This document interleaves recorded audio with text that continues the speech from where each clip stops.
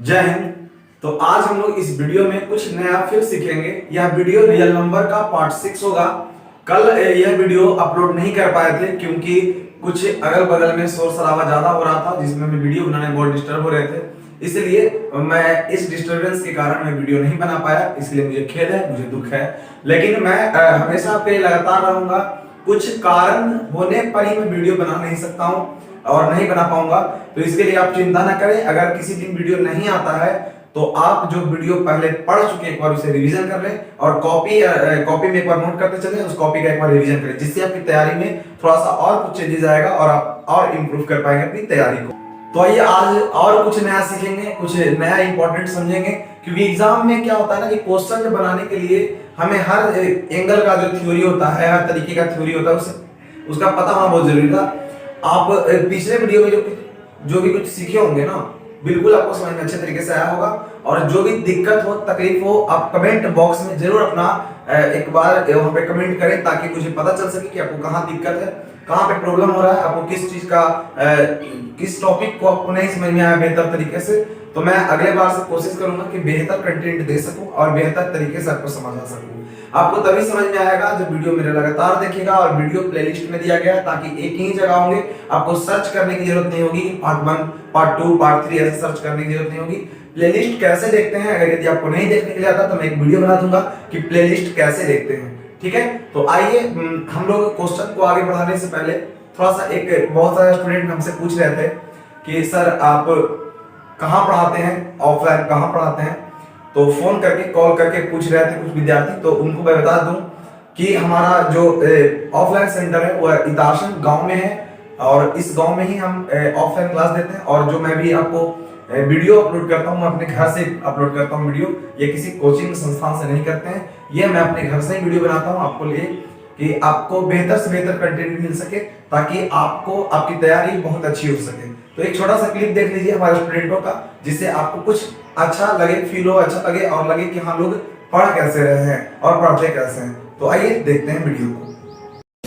कि एक चलता है एक दूसरे की ओर और एक चलता है एक ही दिशा में। जब एक ही दिशा में चलती है तो कितने घंटा?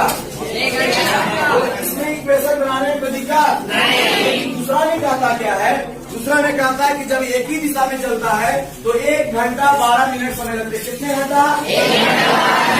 कितना घंटा? उसके लिए एक थ्योरी बहुत जबरदस्त है। तो देख लिए होंगे आप लोग वीडियो कैसा था, वो तो मैं अपने कह सकता। वीडियो थोड़ा क्वालिटी खराब थी क्योंकि कैमरे इतने बढ़िया नहीं थे, इसलिए बढ़िया से फोटो नहीं आ पाया। कोई बात नहीं, उससे आपको मतलब ही नहीं होनी चाहिए। अगर आप कोई भी इच्छुक विद्यार्थी अगल बगल के हो और वह हमसे ऑफलाइन क्लास करना चाहते हैं तो बिल्कुल ऑफलाइन क्लास आप कर सकते हैं।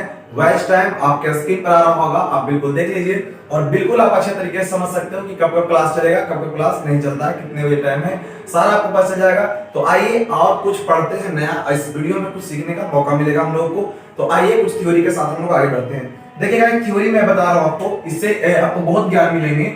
जैसे मैं आपको बोला कि जल्दी से बताइए तो 1 गुना 1 क्या होता है? तो 1 गुना 1 होता है। 1 गुना 2 क्या होगा? तो 1 गुना 2 होगा। 1 गुना 2 गुना 3 क्या होंगे? तो 1 गुना 2 गुना 3 हमारा हो जाएगा 6। 1 गुना 2 गुना 3 गुना 4 हमारा क्या होगा? तो 6 चौका 24 हो जाएगा। यदि मैं कहूं 1 गुना 2 गुना 3 गुना 4 गुना 5 का, तो देखिए गुना करके तो 24 25 20 से 120 होता है। क्लियर? आप इसको अच्छे तरीके से समझ गए होंगे कि इस तरीके के गुना को आप देखिएगा तो क्या देखें, इसमें क्या आपको मिला देखने के लिए कुछ नया। आइए इस चीज को समझते हैं। देखिए तो इसमें आप देख रहे होंगे 2 है, नहीं है। इसमें देख रहे हैं 2 है, इसमें भी 2 है, इसमें भी 2 है, इसमें भी 2 है। तो जिसमें 2 है ही नहीं उसकी बात ही खत्म कर दीजिए।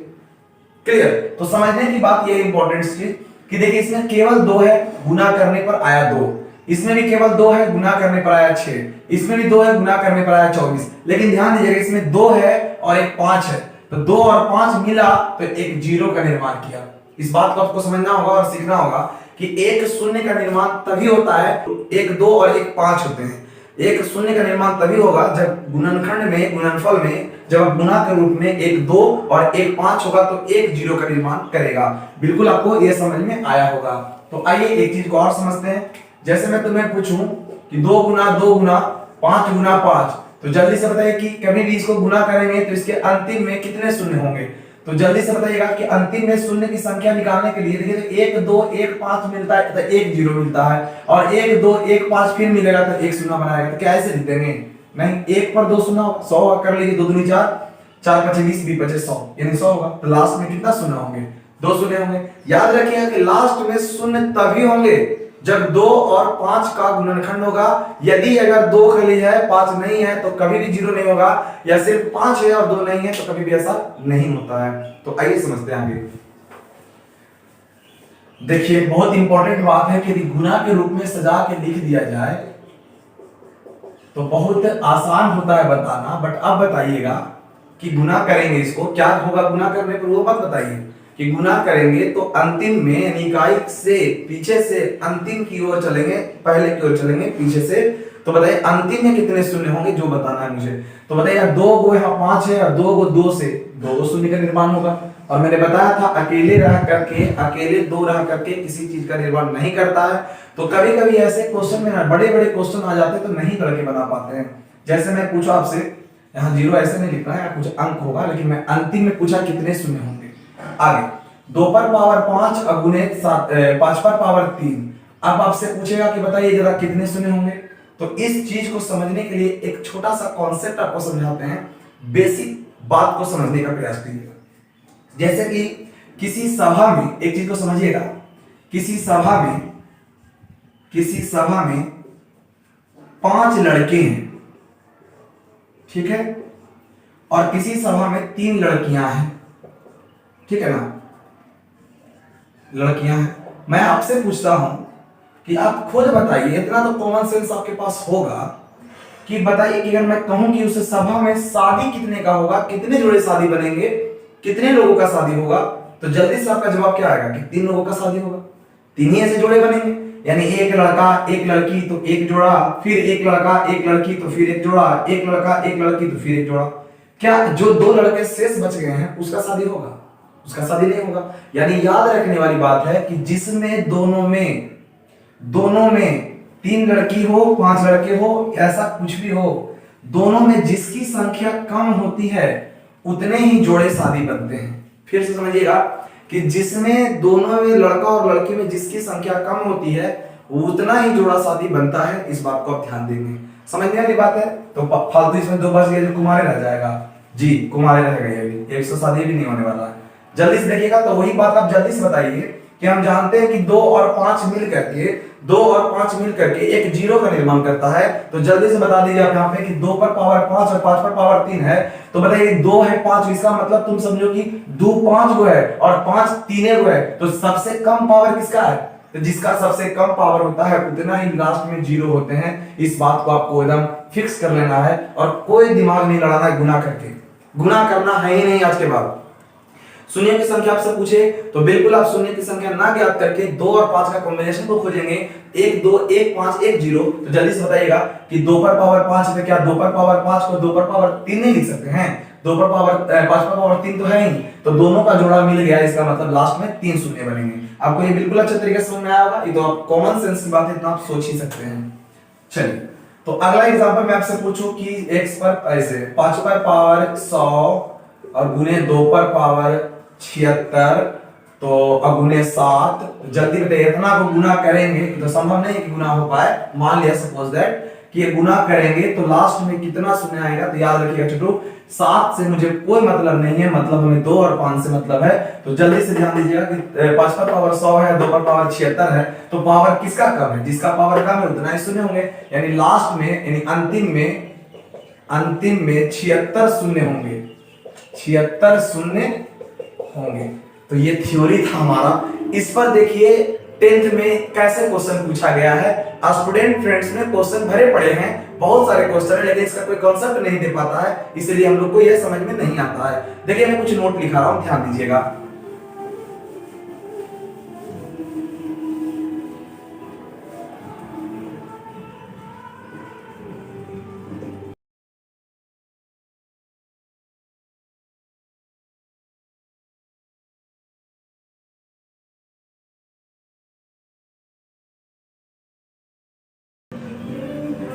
तो तो यही हमारा सवाल है और एक नोट है, जरा समझिएगा, बहुत इंपॉर्टेंट है आपके लिए, बहुत आसान लगेगा और समझ में बिल्कुल आपको आसान तरीके से आएंगे।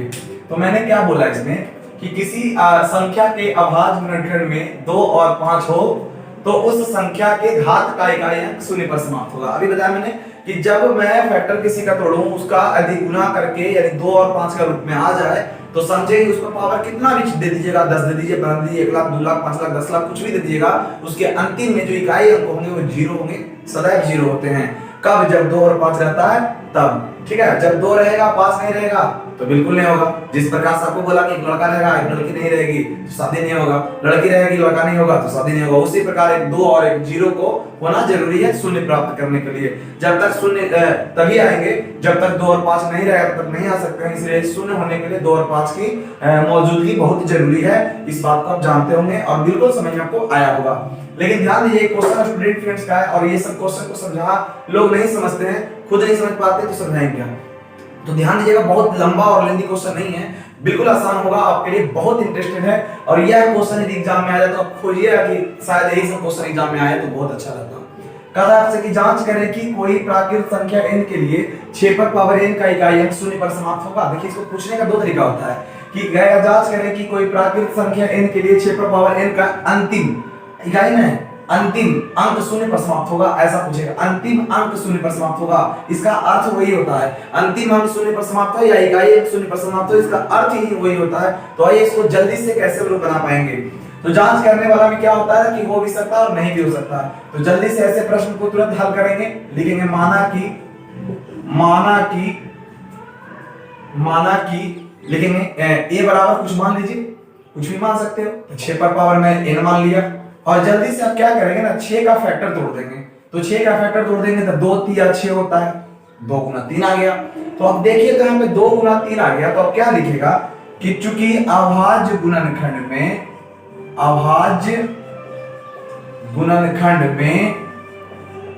2 गुने 5 का रूप नहीं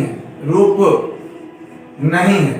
अब देखिए ना 2 है लेकिन 5 नहीं है और 2 गुने 5 के रूप में नहीं, इसीलिए हम कह सकते हैं कि 6 पर पावर n का इकाई अंक शून्य पर समाप्त नहीं होंगे। अब जरा समझिएगा इसको, थोड़ा सा बेसिक और डील करता हूं। जैसे मैं आपको बोला कि 6 पर पावर 1 ले लीजिए, देखिए ध्यान से मैं 2 लाइन में समझाता हूं आपको कि 6 पर पावर 1 ले लिया। देखिएगा 6 पर पावर 1 ले लिया तो 6 पर पावर 1 का 6 होता है, 6 पर पावर आप 2 लेके देखिएगा तो 6 का स्क्वायर 36 होता है, 6 का क्यूब लेके देखिएगा तो 216 होता है। तो आप देखिए तो लास्ट में 0 आ रहा है, तो पावर कितना भी दे दीजिए ना, 2 दे दीजिए, 3 दे दीजिए, 4 दे दीजिए, 5 दे दीजिए, कुछ भी दे दीजिएगा तो कभी 0 नहीं आएंगे। 0 तभी आएंगे जब इसकी गुणनखंड में 2 और 5 रहेगा तभी आएंगे, अदरवाइज नहीं आएगा। जैसे देखिएगा ध्यान से, आपको ये सवाल बिल्कुल अच्छे तरीके से समझ में आया होगा और लगभग ऐसा क्वेश्चन आपको रहेगा 95% चांस है कि नहीं ही होने वाले होंगे, कभी भी आपको होने वाला नहीं देगा। कोशिश करता है वो कि नहीं होने वाला, उसके पास देखता है कि जानकारी है कि नहीं। अगर 2 और 5 दे देगा तो आप गुना करके खुद बता दीजिएगा कि हाँ इसकी इकाई अंक शून्य पर समाप्त होंगे। तो आपका एग्जाम में लगभग ये चांस होता है कि नहीं होने वाला ही आएगा। हालांकि पिछला बार से बंद किया हुआ, नहीं पूछता है इससे, 2-3 साल से नहीं पूछ रहा है, बट आप देखिएगा उलट के क्वेश्चन में 11, 12, 13, 14 ऐसे उलट के देखिएगा तो आपको देखने को मिलेगा ऐसा क्वेश्चन। लेकिन सबसे पहले एग्जाम में पूछे या ना पूछे, हमारे सिलेबस में पढ़ने का, इसलिए हमें इसे पूरा अच्छे तरीके से अध्ययन करना हमारी जिम्मेवारी है। तो आइए समझते हैं अगले क्वेश्चन को। अगर यही क्वेश्चन आप समझ गए, अगला क्वेश्चन यही कहेगा, जांच करें कि क्या कोई प्राकृत संख्या n के लिए 21 पर पावर n का इकाई अंक शून्य पर समाप्त होगा। तो बस ऐसे ही रहने देना है, बस इस 21 को तोड़ना है आपको। 21 को तोड़िएगा तो मुझे पता है क्या आएगा,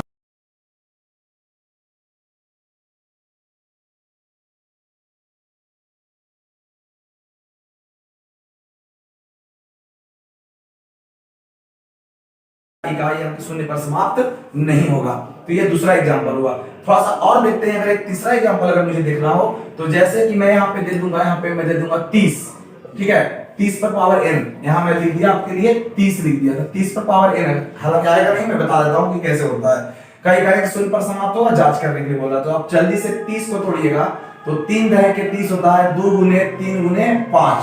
तो आप देखिएगा कि चूंकि अभाज्य गुणनखंड में 2 और 5 का रूप है 2 और 5 का रूप है, 2 और 5 का रूप है, बल्कि इसके अलावा कुछ भी रहे उसे में मतलब नहीं है। तो लिख देंगे हम लोग यहाँ पे कि 30, इसीलिए 30 पर पावर n का इकाई अंक शून्य पर समाप्त होंगे। क्लियर? मुझे आशा है कि इस प्रकार का कितना भी सवाल आ जाएगा आप तुरंत धुआं कर दीजिएगा, तुरंत बना दीजिएगा, कभी आपको ऐसा प्रॉब्लम नहीं होगा। तो आइए थोड़ा सा एक अगले नोट को देखते हैं, और वो भी नोट बड़ा इंपॉर्टेंट है और बिल्कुल आसान होता है, अंतिम है। देखिएगा, आगे समझते हैं।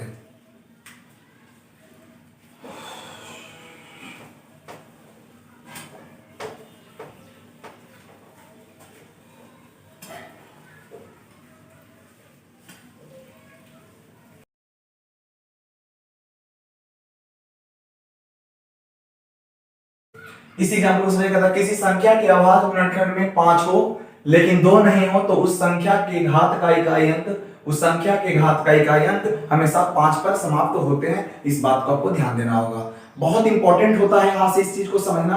क्या कहता है ये कि यदि कोई संख्या हो तो उसमें 2 रह जाएगा तो फिर तो 0 ना बना देगा। 5 के अलावा कुछ भी हो लेकिन 2 ना हो लिखा हुआ, लेकिन 2 नहीं हो, अगर 2 रहेगा 5 के साथ तो क्या बना देगा, तो जान ही रहे 0 बना देगा। या तो 5 अकेले हो, 2 अगर सिर्फ रहेगा और 5 नहीं रहेगा तो वो गलत हो जाएंगे क्योंकि 0 बना देगा। तो इसीलिए इसमें कहा गया साफ साफ कि 2 नए हो, बात खत्म। और उसका पावर कितना भी कीजिएगा तो उसका पावर जितना भी आप कर लीजिए, उसका जब पावर आप कीजिएगा उसका आंसर हमेशा हमेशा हमेशा कितना ही पावर कीजिए इसका इकाई 5 होगा। कैसे, मैं एग्जांपल में आपको बताऊंगा। देखिए जैसे कि एक क्वेश्चन आपसे पूछेगा कि जांच करें कि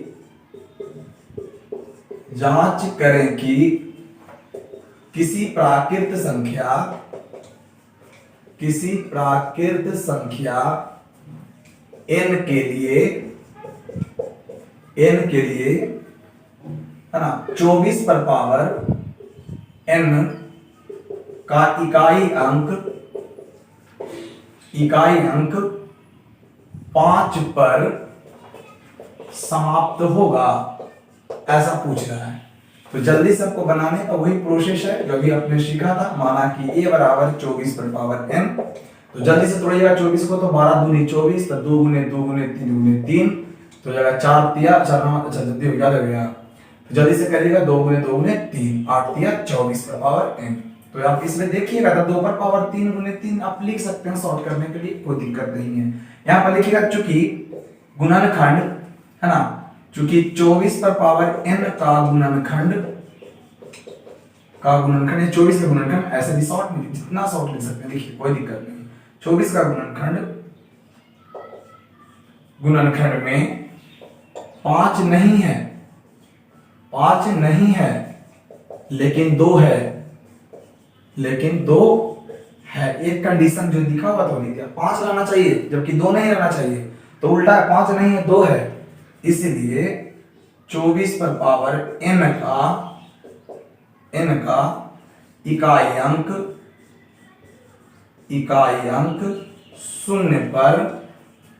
5 पर समाप्त नहीं होंगे, है ना, पर समाप्त नहीं होंगे। बिल्कुल आपको समझ में अच्छे तरीके से आया होगा। तो आइए एक छोटा सा एग्जांपल और लेते हैं जिससे आपको बिल्कुल अच्छे तरीके से समझ में आएगा। इसको कॉपी में जल्दी से नोट कर लीजिए। अगला सवाल है कि जांच करें कि किसी प्राकृत संख्या n के लिए आप ध्यान दीजिएगा 15 पर पावर n का इकाई अंक 5 पर समाप्त होगा। तो जल्दी से हम लोग 15 को तोड़ेंगे, तो 3 बचे 15 पावर n, तो आप देखिए तो 3 बचे 15, तो आप लिखेंगे यहाँ पे कुछ कि 15 का गुणनखंड में 5 है लेकिन 2 नहीं है। बिल्कुल लिखना होगा वहां पे 5 है लेकिन 2 नहीं है, क्योंकि 2 नहीं चाहिए हमें, तो लिख देंगे यहाँ पे 15 पर पावर n का इकाई अंक 5 पर समाप्त होंगे। क्यों, आप लगा के देखिए ना, पावर क्या है, 15 पर पावर 1 कर लीजिए, फिर 15 पर पावर 2 कर लीजिए, फिर 15 पर पावर 3 कर लीजिए, 15 पर पावर 4 कर लीजिए, 15 पर पावर 5 कर लीजिए। अब देखिएगा सबके लास्ट में 5 आएगा, सबके लास्ट में 5 आएंगे। आप ऐसा करके देख सकते हैं, ठीक है। तो यह थ्योरी आपको बहुत अच्छा समझ में आया होगा। 2 तरीके से पूछता है एग्जाम में, इसीलिए मैंने दोनों को बताया। आइए थोड़ा सा एक और छोटा सा कॉन्सेप्ट आपको बताते हैं, उसको आप समझिएगा, ठीक है। तो देखिए इस चीज को, क्योंकि गुणनखंड वृक्ष आपको एक चीज पढ़ना था, इसे आप नोट कर लीजिए, वीडियो को पॉज कर दीजिए, देखिए इसे। तो एक चीज को समझिएगा, ज्यादा बड़ा सीखने से क्या फायदा, थोड़ा सा इसे भी सीख लेते हैं हम लोग। एक गुणनखंड वृक्ष होता है जिसकी जानकारी आपको पहले से होगी शायद, ध्यान दीजिएगा। गुणनखंड वृक्ष, गुणनखंड वृक्ष, तो गुणनखंड वृक्ष को समझेंगे, है ना। तो जैसे कोई पूछ देगा कि 120 का गुणनखंड वृक्ष बनाए, वृक्ष बनाए, तो क्या करिएगा। देखिए इसके जगह पर कितना बड़ा से बड़ा संख्या हो सकता है, इसके जगह पर छोटा से छोटा संख्या हो सकता है। तो इसीलिए डरना नहीं है कि बड़ा है क्वेश्चन की छोटा है। आपको मैं छोटा क्वेश्चन से इसलिए सिखाता हूं ताकि जल्दी आपको समझ में आए, वीडियो लंबा ना हो। देखिए 120 आप कैसे गुणनखंड वृक्ष करेंगे, ध्यान दीजिए। आप आराम से ऐसे करेंगे, दो लाइन खींचेंगे और दो लाइन कोशिश कीजिएगा कि इक्वल लाइन में हो, एकदम सुंदर लगेगा देखने में, ठीक है।